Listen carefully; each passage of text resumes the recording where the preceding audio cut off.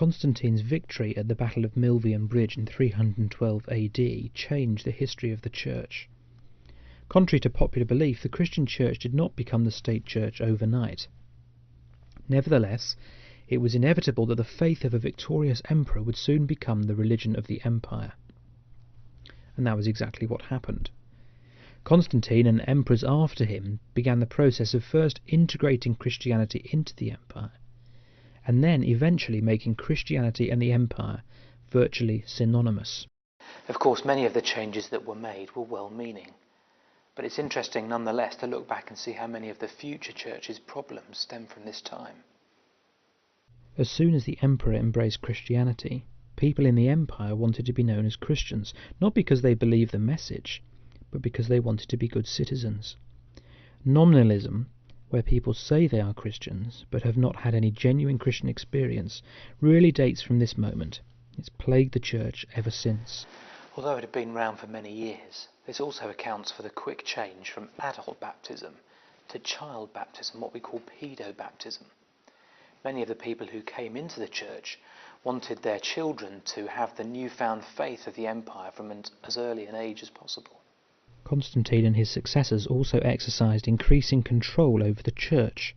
It was Constantine himself who called the Council of Nicaea and expressed strong views about the decisions that were to be reached.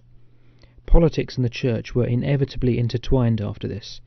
It's difficult to extract the history of the church from the history of empires, kings, and governments. It was Constantine who first introduced the idea of a Sunday set aside for Christian worship. Before his time, Christians had tried to meet on Sundays, but in fact, Sunday had been a normal working day. It's a great encouragement today for the millions of Christians who live in non-Christianized cultures where Sunday meeting is impossible. As the church became official, it grew at an enormous rate, and not all of this growth was what we might call genuine. But it became important not just for the church, but for the Roman Empire itself to keep in check what people believed and the way that church was conducted. So this period really gave birth to the formality that we know in church, often called liturgy. It's also the time that ritual began to take hold in the church. Pagans came into the church and brought with them all their baggage. So it's really from this time that we can trace the Lord's Supper being considered as a sacrifice. The pagans were used to having sacrifices. They were also used to worshipping other gods. And again, it's from this time that the church began to worship Mary and venerate the saints. The church also took over pagan festivals. Christmas and Easter were Christianized pagan festivals that were not celebrated by the early church, but were introduced into Constantine's church. As both a guard and a control, what was said and done in church services began to be formalized. Church services had always followed certain patterns, but churches were quite free to adapt and use these as they saw fit.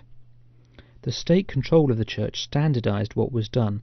Of course, this was a good thing if it rooted out heresy. But the formality it produced was a long way from the early gatherings of believers, which had seemed much more about family than formality. Perhaps the greatest legacy of Constantine were buildings. When the church was an underground movement, there were few such buildings for Christians to meet in. They met in homes, as we have seen. But once Christianity became legitimized, then everybody wanted to have a building, and the floodgates opened. The introduction of buildings, both directly and indirectly, had enormous consequences for the church. Once buildings had to be maintained, then an organisation was needed to maintain them. Deacons stopped looking after people and started looking after buildings. Once buildings were constructed, thought had to be given to how they were decorated inside. Once buildings became identified with a church, it became more difficult for people to see the church as a group of people. Perhaps most significantly, the church replaced the temple in the empire. In fact, many churches were built to look like converted temples. Far from being rain shelters for Christians, these buildings quickly became sacred in their own right, and the pagan superstition that accompanied temple worship was simply transferred to the new church buildings. Constantine himself was a great church builder. The Church of the Nativity in Bethlehem dates from his reign and was actually constructed by his wife, Helena.